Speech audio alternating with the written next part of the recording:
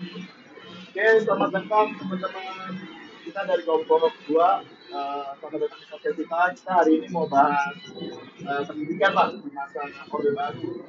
Nah, sebelumnya kita sudah kenal dulu ya. Saya Akbar Iqbal dan saya Muhammad Rafi Putra.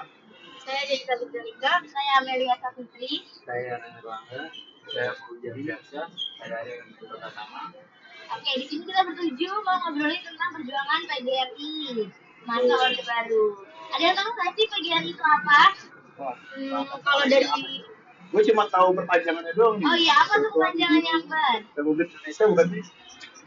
Apa beda ya ternyata ya? Iya, betul banget nih Kak Akbar. Nah, terus PGRI sendiri itu lahirnya pada 25 November 1945. Dari zaman Orde Lama ke Orde Baru. Berarti harus kemerdekaan ya berarti ya? Iya, betul. Sebelum masa pemerintahan dipimpin oleh Presiden Soeharto. Oh, oke. Nah, terus gimana tuh? Dari Visi utama pembangunan nasional dari stabilitas politik, di mana ini pendidikan dijadikan alat vital. Tujuan jelasnya mencetak sumber daya manusia untuk pembangunan dan penyebaran ideologi negara, terutama Pancasila. Oh gitu. Di zaman PGRI Orde Baru itu gimana sih? Ada yang diceritain nggak? Nah nih, aku tahu dari jurnal yang aku baca, PGRI di masa Orde Baru itu banyak banget hambatannya, termasuk kayak dia tuh nggak bisa menyuarakan pendapat. Oh, jadi kayak nggak bisa menyampaikan haknya gitu ya? Iya, jadi dia nggak bisa langsung mencapai tujuannya. Padahal tujuan PGRI itu kan banyak, seperti mensejahterakan buruh, terus kayak mencerdaskan anak bangsa. Tapi di masa Orde Baru itu karena semuanya Orde Baru ya. Iya, bernuansa Ada sama juga nih bahas ini ya. Oh gitu. Dikit-dikit ditangkap. Oh iya, aduh. Oke, tapi tahu nggak sih Orde Baru itu dari tahun kapan sampai tahun kapan? Tahu dong. 66 sampai 1998 kan ya? Wah, betul banget itu. Jadi kita balik kilas ke belakang dulu ya masa Orde Baru ya. Jadi Orde Baru itu saat pemerintahan Soeharto itu ngambil alih dari kekuasaan Soekarno. Gitu. Nah, pemerintahan ini itu ditandai dengan kebijakan-kebijakan yang lebih ke ekonomi terpusat gitu loh. Nah, ekonomi terpusat itu gimana? Jadi lebih ke pembangunan nasional, atau biasa disebut kapitalisme gitu. Terus ada stabilitas politik juga, terus ada militerisasi. Nanti di kehidupan sosial tuh itu mungkin yang menyebabkan tadi saya kira susah bersuara lah. Gitu.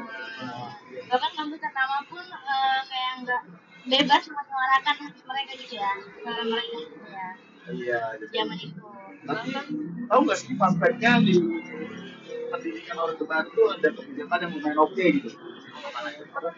Nah, jadi salah satunya adalah hal yang gue baca dari jurnal orang ini ada program wajib belajar 6 tahun. Jadi itu SD itu diwajibin.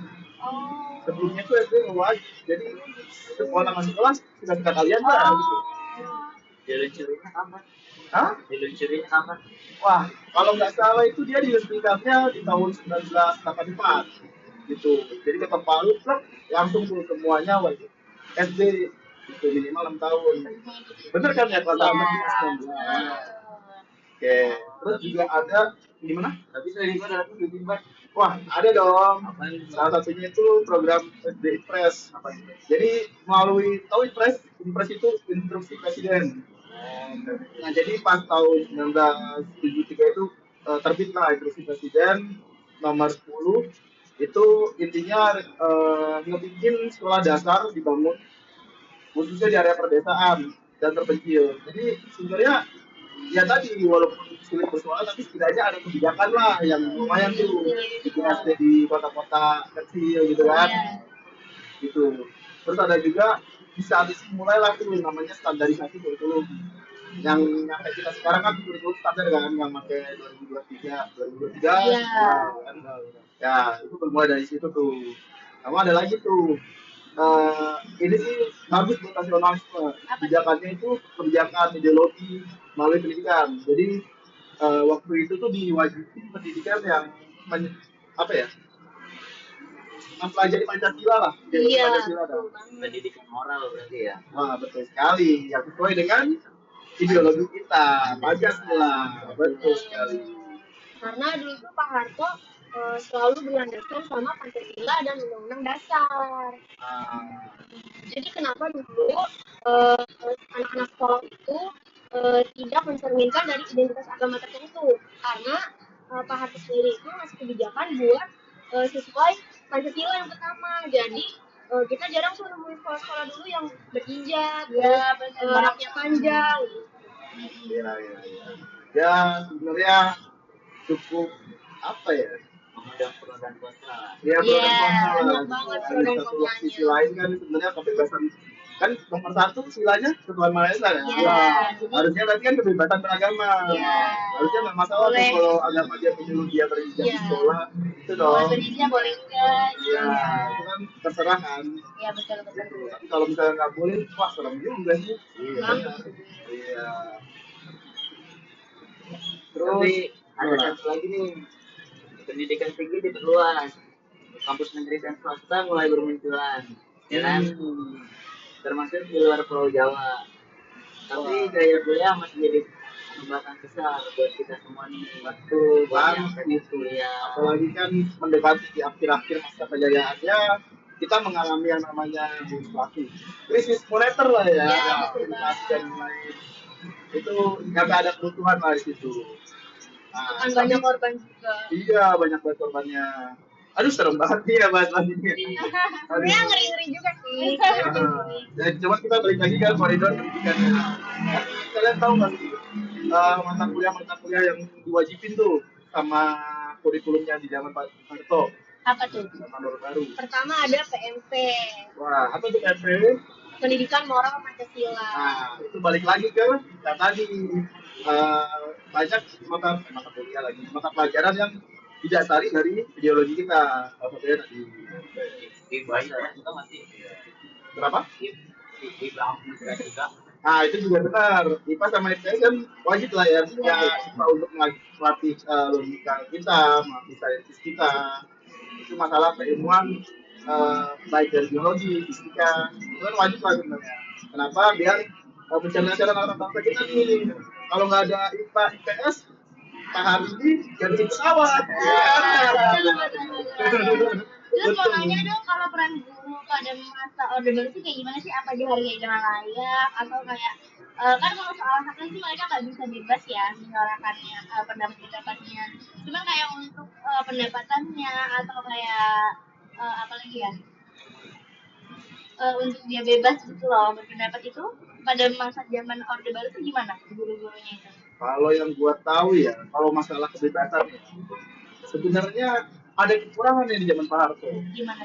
Nah, jadi karena tadi kita ngebahas Pancasila gitu dan ini kurikulumnya tersentral lah ya. Jadi itu ada yang mengatakan bahwa inovasi dan kreativitas guru itu ditekan. Kenapa? Karena pendidikan di zaman itu katanya dijadikan ini loh sebagai alat pendoktrin buat masalah politik. Melanggengkan kekuasaan. Salah satunya itu Salah satunya tujuannya. sih itu ya infonya. Nah, maaf teman-teman ada angin. Jadi kita podcast di kafe ini teman-teman tidak terduga. Tapi lu tahu kan juga permasalahan yang timbul di pendidikan Orde Baru itu? Nah, coba lu yang jawab. Gua takut salah nih. Permasalahannya itu soalnya yang pertama ketimpangan kualitas pendidikan di masa Orde Baru.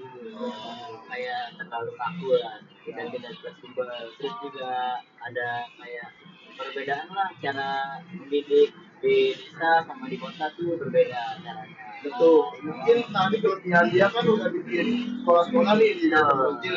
Cuman pastikan namanya di sekolah ada ketimpangan nih. Takutnya guru-guru yang pedesaan tadi kurang apa namanya ya kurang mumpuni lah, kurang banyak mungkin karena kan di desa-desa gitu. Terus ada apa lagi tuh?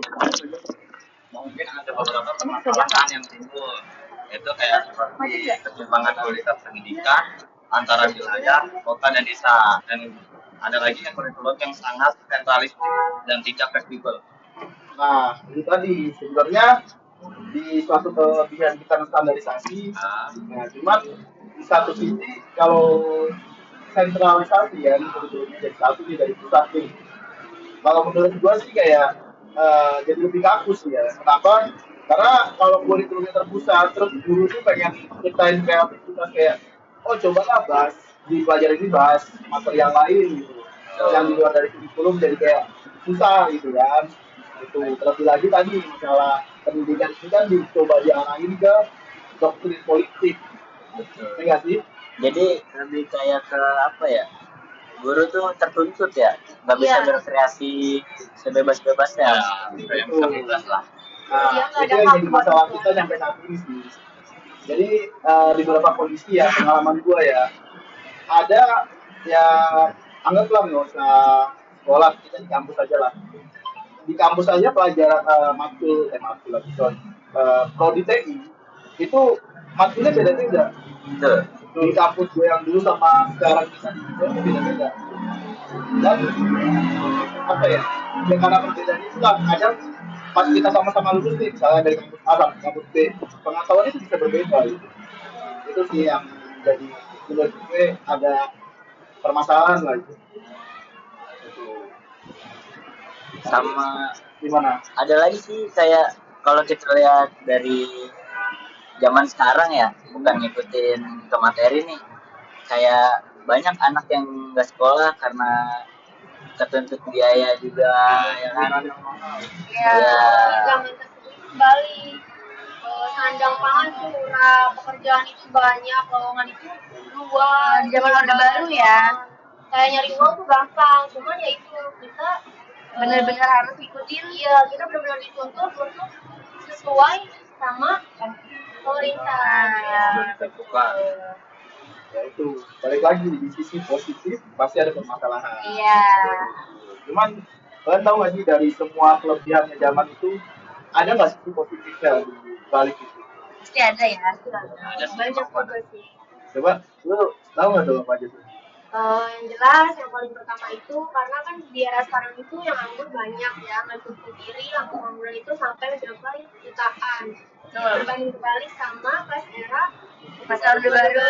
Oke, balik lagi sama kita. Sorry banget dipotong. Sekarang kita masuk ke segmen 2. Tadi kita nyampe mana sih? Yang Dampak positifnya. Oke.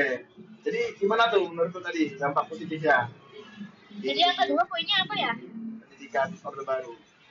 Dampak positifnya itu tentunya munculnya banyak instansi-instansi di sekolah gitu, Pak. Oh, sama angka partisipasinya pendidikan dasar meningkat. Dan buta huruf terberantas. Oh, jadi banyak ya. Terupgrade. Pada saat orde lama banyak sekali Bisa baca. ya pelajar bisa baca, buta huruf, terus buta aksara. Oh, mungkin karena kebijakan tadi ya, wajib SD. Nah, Belajar baca. iya. Baca menghitung. Jadi semua orang harus bisa baca, tahu huruf, Tahu apa. mulai melek pendidikan nasional. Betul. Kayak banyak kampus berdiri, kayak mulai dibangun lah banyak kampus sekarang tuh. Ya, sama ya tadi karena wajib sekolah dasar terus ada impres tadi akhirnya infrastruktur pendidikan kita sekolah-sekolah mulai banyak Ya. sekolah dasar ya kan ya itu dia. Nah ada lagi mungkin kita diskusi santai kali ya. Iya. Nah jadi kalau menurut gua pendidikan di Orde Baru itu ada plus minus lah nanti kita diskusi. Jadi salah satunya udah kebangun tuh SD-SD di pedesaan. Cuma di sisi lain karena udah terbangun, mungkin jumlah kuantitas gurunya kurang, bukan kualitas ya. Kita tahu lah guru-guru Indonesia gacor-gacor banget bro, Top banget. top banget. Cuman ya kalau kuantitasnya atau jumlah gurunya kurang, gimana kita mau masuk ke pedesaan itu kan? Iya. Terus mungkin dari pendapat lu gimana Rey? Pas zaman itu tuh.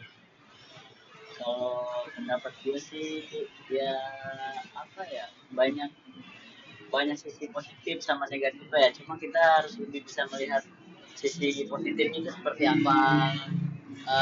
apalagi dengan nanti kita juga bakal punya anak ya gitu. Jadi mungkin eh, jangan terlalu melihat sama sisi negatifnya.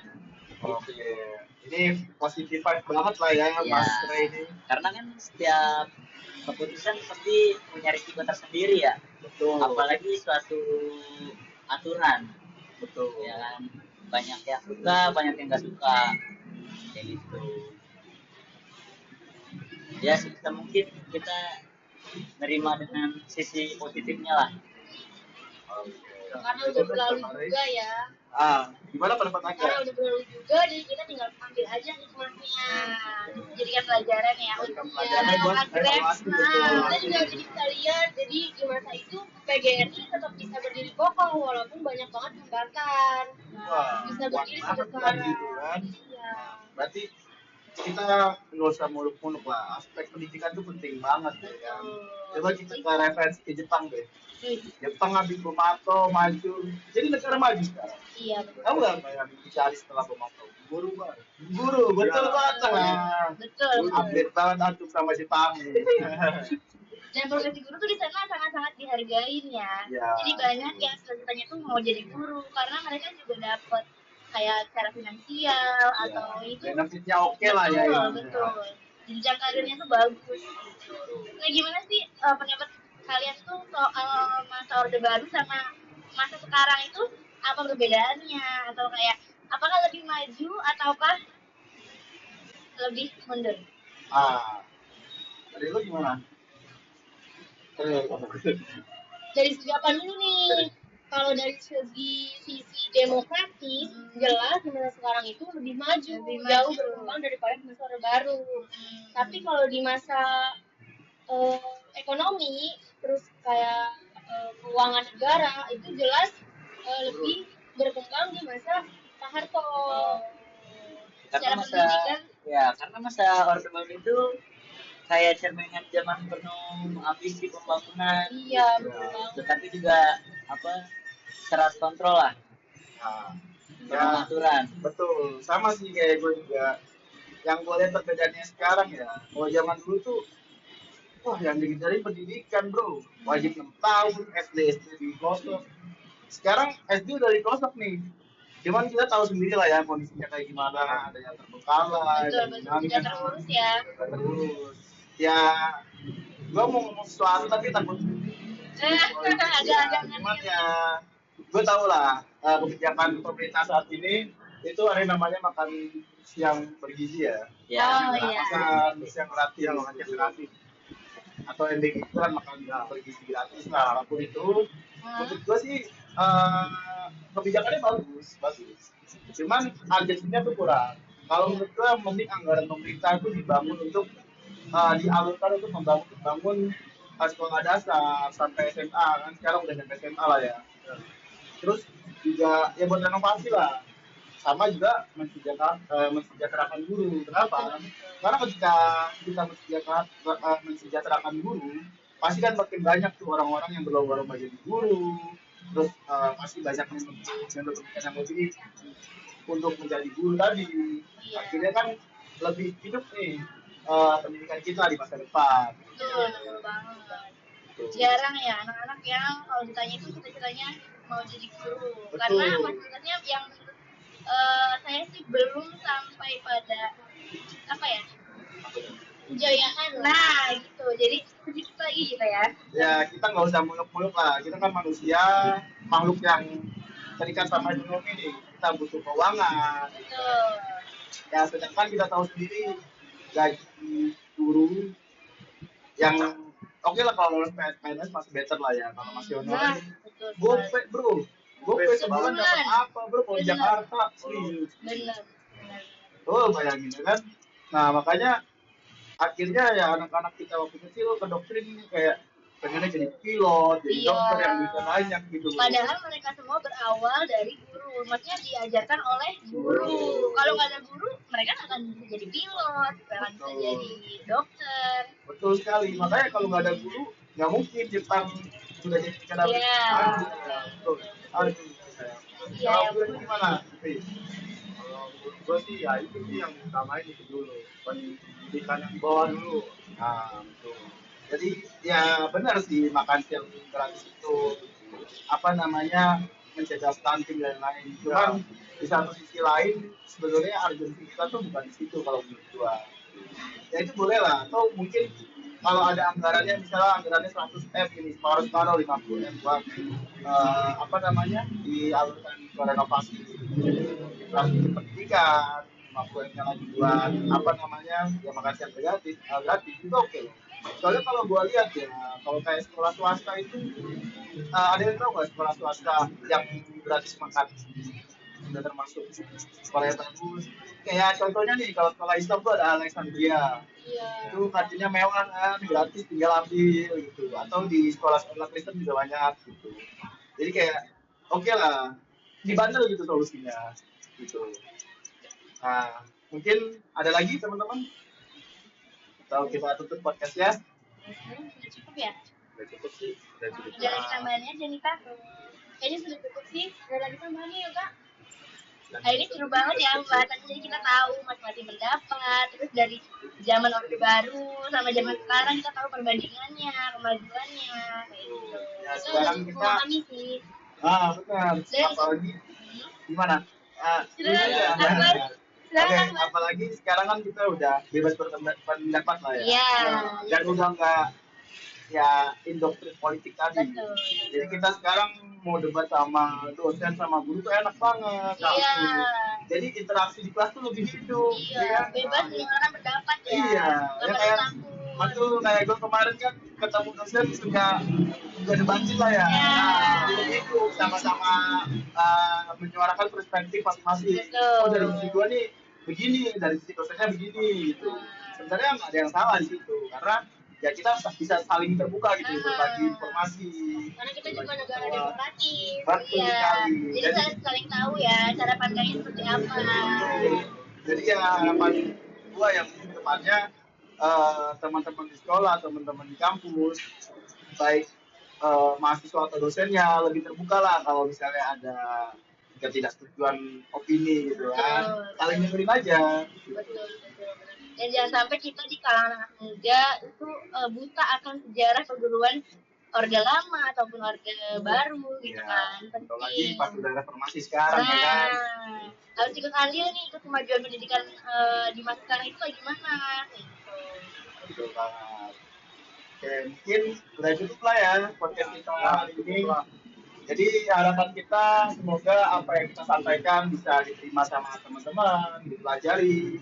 Kalau ada kelebihan atau ada kebenaran yang kita sampaikan boleh diterima. Kalau ada kesalahan mohon dimaafkan teman-teman karena ya kita di sini berpendapat dan kita ngambil dari beberapa jurnal lainnya. Jadi kita nyatuin nih pendapat orang sama pendapat pribadi kita. Kita dari kelompok 2 pamit undur diri. Dadah.